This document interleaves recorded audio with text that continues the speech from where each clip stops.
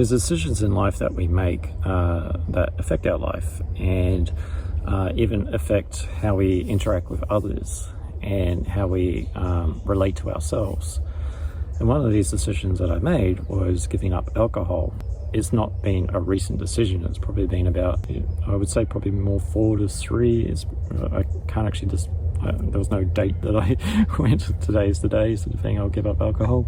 And I wanted to talk a bit about that because I also wanted to talk about, as I have experienced CPTSD, and CPTSD being a complex post-traumatic stress disorder. And when we drink, we are normally doing it to self-soothe or de-stress our bodies. Whether we're going into a social environment, we have that social anxiety just being another form of fear, we'll tend to want to drink so we can just feel a bit more calmer in the situation. Or if we're having a stressful work week, it's our way of unwinding, and anything that's unwinding is normally tightly bound, it's stressed. Or needing it to have fun, or whatever it is, to celebrate something. Similar with a lot of things that I've been conditioned with, it was one thing that I started to look at as, does this bring myself value, and do I want to continue drinking? For anyone watching this, this is not a video to say that you should give up drinking or that drinking is a bad thing. It really comes down to what you want and how it actually affects your life. And even giving up drinking has positive and negative effects for even for myself with CPTSD. And towards the end, I was probably tiring of drinking. There was no real drinking issue that I had in my life, as far as like I wasn't and what you consider an alcoholic or a problem drinker, or I wasn't drinking to cope. I wasn't drinking to like not feel anything, or to be highly functioning with alcohol. But it was something where at the end of the work week, which was tend to be where I would drink, there was points where I was drinking through the week, but I can actually pinpoint to where that was, and that's when there was a lot of stress in my life. Towards the end of the work week, it was kind of like my little present to myself to actually just have a 6-pack or have a Torley, or if I was really wanting to be adventurous, drink more than a 6-pack. Or if there was social environments, it was drinking in those social environments. And I think as every part of human development, we all go through these experiences. But I was finding that Saturday, whether I was hungover or not, I was definitely lethargic, I was tired. I was also drinking when I had the medication, which the medication will amplify some of these effects. Having basically Sunday as my rest day and then back into my stressful week. So I really only had one day off because Saturday was recovering from alcohol. I was going through some of the trauma recovery stuff. I was coming off medication. I was looking at what alcohol meant for me. Is it just another form of medication that I'm self-soothing with? It really just came down to a decision that I made of just giving up alcohol. That decision, once again, has carried on for about 4 or 5, it's probably 4 or 3. 5 seems a bit extreme, I don't know why, but 4 or 3 seems a little bit more realistic in my mind for some reason. But it's been a long period of time before I have even touched or even considered touching a drop. Because for me, like once I start to make up my mind about something, it's normally after a long period of consideration, reflection. It's normally not a knee-jerk reaction. It may seem a knee-jerk reaction to everyone else because I'm not normally vocal about like, yes, I'm going to decide to give up alcohol. Everyone, I'm going to decide. It's not me.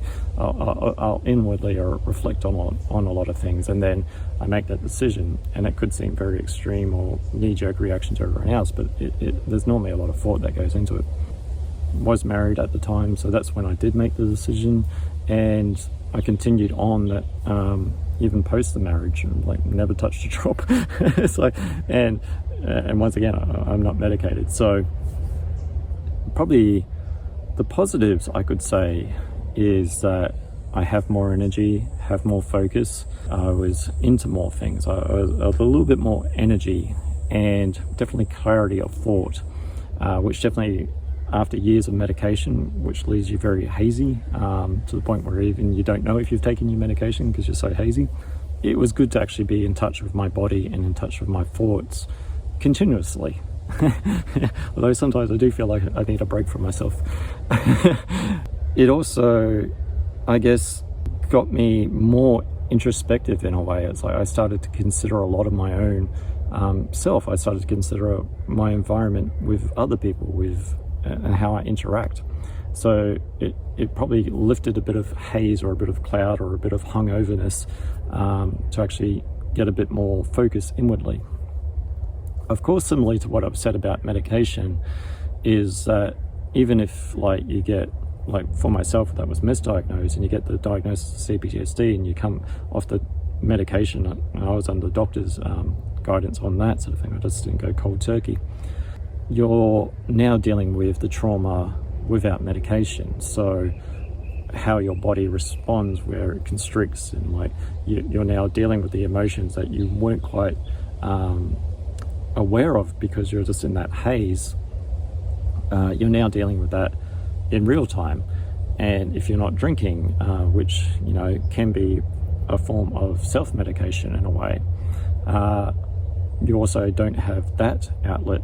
And once again, that was a choice that I made. It's like I can just quite easily go to the bottle shop and buy a bottle of beer if I wanted to, but I really have no desire to.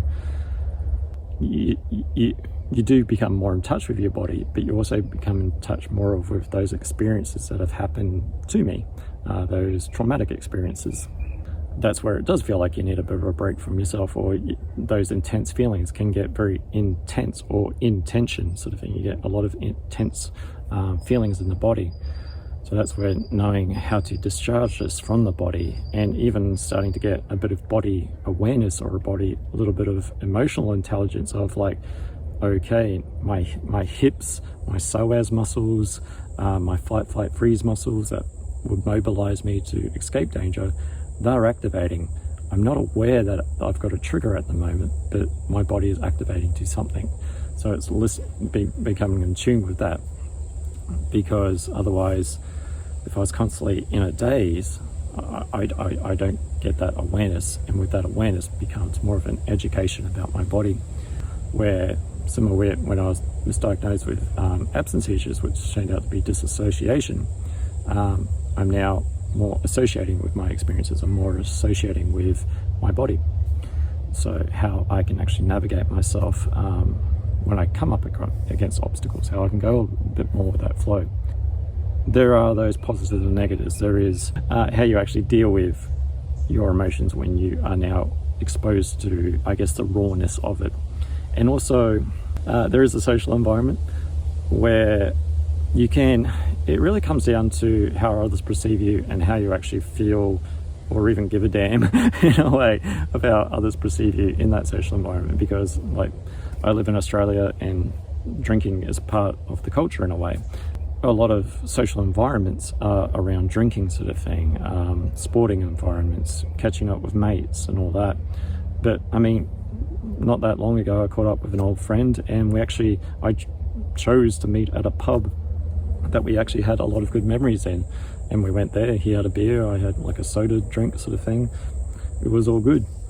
Do I miss drinking? I think that's actually a good question to ask, because it's a question that offers self-reflection. And self-reflection is good to know of why you're actually doing something, and how your actions might be affecting not only yourself but other people.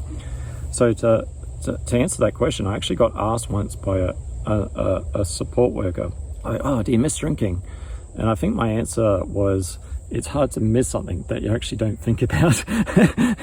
Which is literally like, when it comes to the weekend, I no longer think, should I have a beer, or should I have that? Because it literally just doesn't enter into my mind.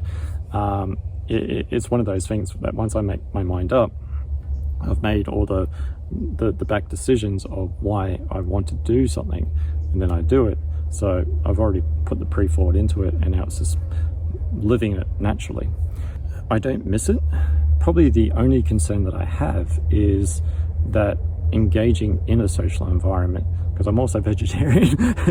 So I guess how others would view that would be like, oh, he doesn't eat meat and he doesn't drink. It's just things that make me feel good. And even me being a vegetarian isn't because, you know, it's like I want to save all the animals. I mean, there's definitely goodness to that, but it's because whenever I ate meat, I found that it reacted to my skin. It created a stress response, and when I didn't eat meat, it didn't happen. I still get a bit of a stress response every now and again if it really becomes overwhelming for the skin, that inflammation, that cortisol buildup. That's why rosacea exists. Being a vegetarian was just more about eating food that balances out my body. Not drinking alcohol was just about not putting something in that creates a disbalance in my body and creates more of an energy. So probably the only concern that I have is basically interacting in social environments or interacting with others that feel that I need to drink because they need to drink, or that there's some form of judgment that doesn't exist, that because I don't drink that they're maybe less, which really doesn't enter into my mind at all. It's like, even with a vegetarian, you can eat meat, I don't care. I'm not going to force my values onto you. For me, in my journey of de-stressing from CPTSD, complex post-traumatic stress disorder, I just made that choice of, I want to be, even if it's really uncomfortable, in touch with my feelings, to actually start to release them. Because I definitely had a lot of years where the medication was like that blanket for me. So that's for me, that's my experience. How other people want to conduct their lives, and if you want to continue drinking, that's all for you. If you want to give up, then it's going to be an interesting journey. It's probably not going to be an easy one. So that's at least my experiences, positive and negative, with giving up alcohol, giving up drinking. And the final caveat is, with every decision that I make, I also have the choice of not going further on that journey of not drinking. But I guess if I chose to drink again, then it's looking at, once again, why am I doing it? And is this the effects? I'm sure it'll be a great experience. It's what it does. But it's also, is this long term, financially, emotionally, physically, going to be of benefit, or is it going to be more of a deficit to my well-being? I will only know if I decide to make that choice. Right now, I have no desire to. So, because I don't even think about it. So, I'm Dion from Eflowtion Support Services, and thank you for listening to this little ramble in the jungle. I am in the real jungle this time. Look at it, it's touching. Or is it all part of the Matrix? Am I even real? Or is my considering whether I'm part of the Matrix just another program of the Matrix to make me question my existence in the Matrix, for me to then discover that I was part of a simulation, which was then another part of the program to keep me occupied in the illusion of freedom. And with that, I'll end it there. Bye for now.